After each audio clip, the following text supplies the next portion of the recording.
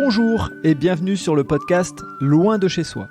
Je suis Frédéric Florent et je suis ravi de vous accueillir sur ce podcast consacré aux personnes qui ont décidé de vivre des aventures loin de chez eux.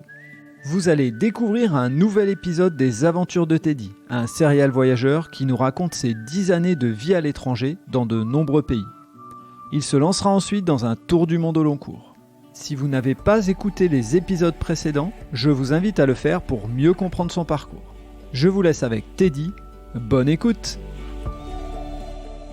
Eh bien, on est à nouveau avec Teddy pour enregistrer un nouvel épisode de ses aventures de voyage. Et donc, pour ceux qui ne nous ont pas suivis dans les épisodes d'avant, on vient de fermer le livre du voyage en Australie. Et Teddy va nous partager son retour en France. Bonjour Fred, bonjour tout le monde.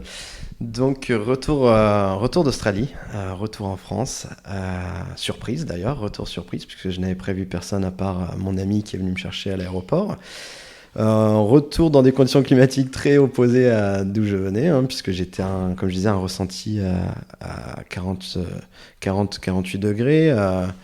Et ressenti à l'aéroport, déjà je voyais la piste enneigée à l'aéroport de Charles de Gaulle, donc et ressenti moins 10 degrés, donc mon petit short de bain était vite rangé dans les toilettes de l'aéroport, et donc oui, choc climatique, et donc retour surprise auprès de ma famille qui ne s'y attendait pas, donc j'ai surpris chaque personne petit à petit.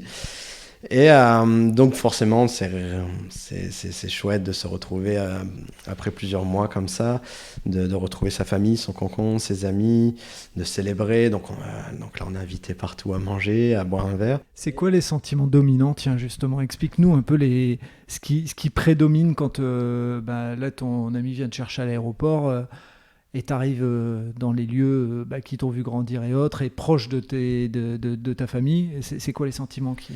Alors, le premier sentiment, je pense, c'était le fait d'être rassuré, en fait, par rapport à mon retour. Puisque quand je suis parti d'Australie, même si je suis parti sur une belle note, j'étais très triste de partir.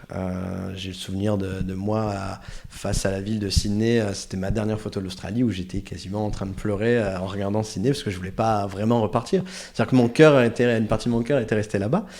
Et donc forcément, de repartir, c'est compliqué. Mais quand on part et qu'on voit toutes les personnes qu'on avait laissées plusieurs mois avant et qu'on aime, ça fait du bien en fait. Ça rassure et on se dit, bon voilà, on est retourné à la maison, on doit atterrir de cette aventure. Et quoi de mieux que de le faire avec les personnes qu'on a portées dans notre cœur pendant le voyage. Donc c'est ce ressenti qui domine. Et qui évolue très vite, puisqu'on passe de l'euphorie de retrouver toutes les personnes à le retour, au retour à la réalité. Et cette réalité, elle fait peur quand c'est comme ça. Elle fait très peur quand on revient d'une aventure telle que l'Australie. Et comme je l'ai vécu, ça fait peur du retour à la normale, du retour à la routine aussi. Donc, C'est quoi qui te manquait le plus? C'est les gens, c'est l'aventure, c'est...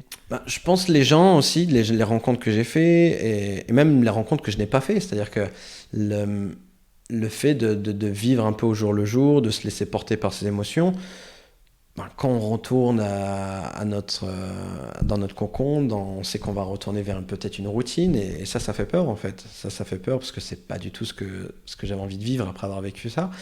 Et je me souviens même qu'après peut-être une semaine après mon retour, ma mère m'avait dit « Toi, tu vas pas rester, c'est pas possible. » Parce qu'elle voyait que j'étais passé de « Je suis content de voir tout le monde » à « Bon, là, je vais m'ennuyer. » Et j'étais triste aussi. J'étais triste. J'étais content de partager tout ce que j'ai vécu avec mes proches. Mais en même temps, c'est un sentiment étrange de se dire « On a évolué pendant cette année et sans porter de jugement à mon entourage autre, mais les personnes sont restées un peu dans leur vie.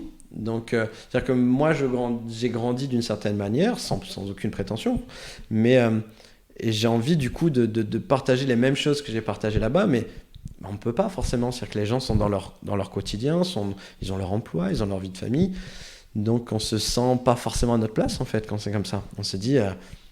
bon, il faut que je continue à vivre ce qui m'a rendu heureux pendant un an. Et... Si on fait un peu de la science-fiction, on est presque comme si tu avais eu un espace-temps différent du leur, quoi. Et toi, tu t'es éclaté, etc. Eux, ils se sont éclatés à vivre leur routine, mais toi, t'as trouvé ta voie, en fait, entre guillemets. Bah, exactement, c'est exactement ça. C'est-à-dire que c'est pour ça que je peux pas. Il n'y a aucun jugement négatif porté à ma famille ou à mes amis, et c'est tout à fait normal. C'est-à-dire que c'est moi qui décide de suivre un chemin différent. Donc, ben, le retour, on doit s'adapter.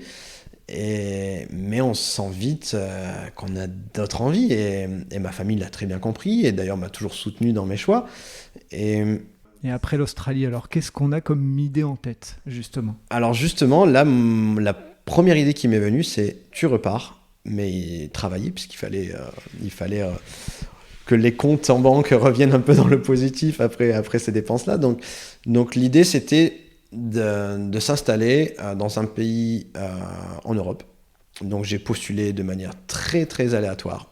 En Pays-Bas, en Suisse, Luxembourg, Gibraltar, Irlande. Et je me suis dit, le premier qui répond, le premier contact sérieux, je pense. C'est génial, t'as fait une roulette. Bah, c'était ça. Mais c'est tellement j'avais envie de repartir en fait. Je me suis dit, peu importe la destination, après ce que j'ai vécu, voilà, peu importe la destination, il y aura des bons moments, il y aura des choses positives et j'apprendrai certaines choses. Donc je me suis dit, pourquoi pas mettre en application la langue aussi, l'anglais que j'ai développé pendant mon année. Donc je me suis dit, voilà, un pays anglo-saxon, ça pourrait être chouette. Et le destin fait que la première entreprise à me répondre était basée en Irlande. Donc, j'ai pas hésité et je suis parti en Irlande. Et donc là, je suis parti dans la ville de Dundalk, qui est au nord-est de la République d'Irlande, donc à la frontière avec l'Irlande du Nord. Et là-bas, donc, j'ai travaillé pour l'entreprise de PayPal, donc en tant que téléconseiller en français et en anglais. Et donc je suis resté 1 an et demi en Irlande. Et donc c'était quand même revenir à une certaine routine, mais tout en ayant le sentiment de vivre autre chose, puisque j'étais à l'étranger, je rencontrais des étrangers, surtout que dans ce genre d'entreprise, il y a des employés qui viennent du monde entier aussi. Donc ça permet quand même de faire des rencontres étrangères. Donc c'était ça qui m'a plu dans un premier temps, et aussi la vie en colocation.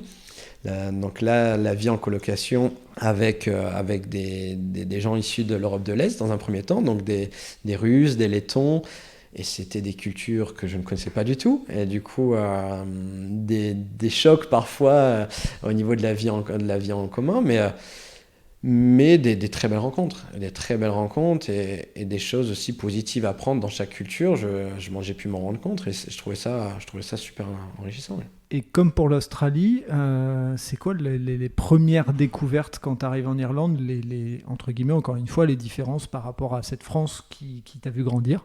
Alors, la première découverte, donc, par rapport à l'Irlande, ce qui m'a frappé, c'est leur culture, en fait. Par rapport à l'Australie, on voit qu'il n'y a pas forcément une culture très marquante.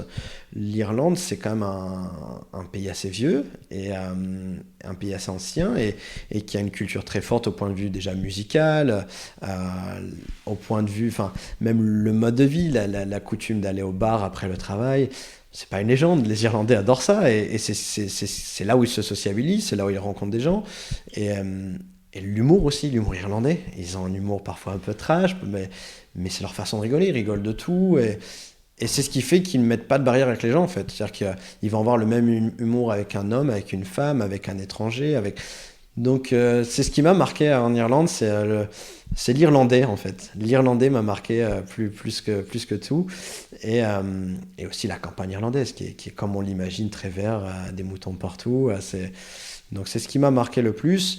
Et là où je n'ai pas été dépaysé, c'est par le climat, par contre. Tu m'étonnes. le climat irlandais, c'est pareil, ce n'est pas une légende. Il pleut beaucoup, il fait assez gris. Et je pense que c'est pour ça que les gens se réfugient un peu au bar, peut-être aussi. Mais donc, c'était une autre aventure. C'était un premier pas vers un emploi, vers une vie sédentaire à l'étranger.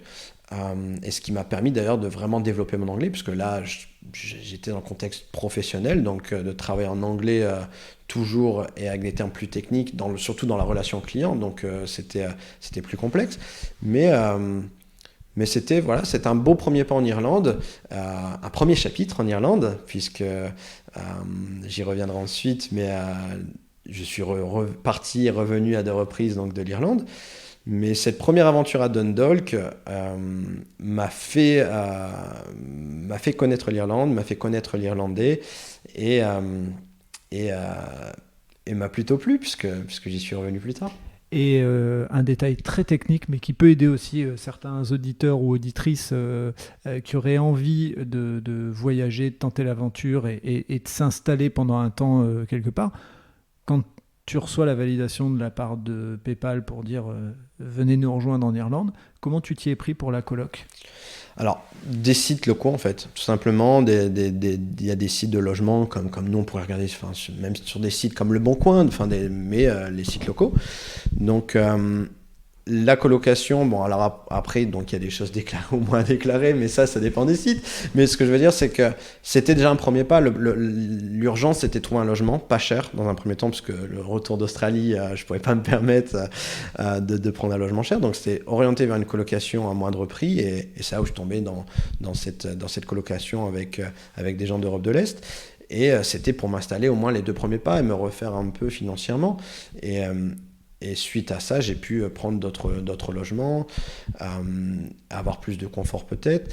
Mais voilà, en tout cas, c'est possible d'arriver en Irlande. Ça reste un pays européen, donc au niveau des droits, il n'y a pas de risque. Et le tout, et on est accompagné administrativement. C'est-à-dire que quand je suis parti en Irlande, l'entreprise nous a accompagnés pour l'ouverture d'un compte bancaire local, pour se créer aussi un numéro fiscal. Donc il y a un accompagnement des entreprises là-bas qui est important. Ils savent qu'il y a beaucoup d'étrangers qui arrivent pour travailler et ils les accompagnent. Ils les recrutent pas, ils les laissent un peu comme ça se débrouiller lors de l'arrivée. Donc il y a vraiment un réel accompagnement. Ok, très bien. Eh bien, on va s'arrêter pour cet épisode-ci sur cette aventure irlandaise. Et puis, je pense, si je ne me trompe pas, qu'il y a d'autres voyages qui se préparent là dans le prochain épisode. Merci Teddy, Merci bientôt. Fred, à bientôt. Voilà, c'est terminé pour cet épisode. Si vous avez aimé ce moment de partage, n'hésitez pas à laisser un commentaire sur votre plateforme d'écoute et surtout, abonnez-vous au podcast Loin de chez soi. Je vous dis à très bientôt pour un prochain épisode.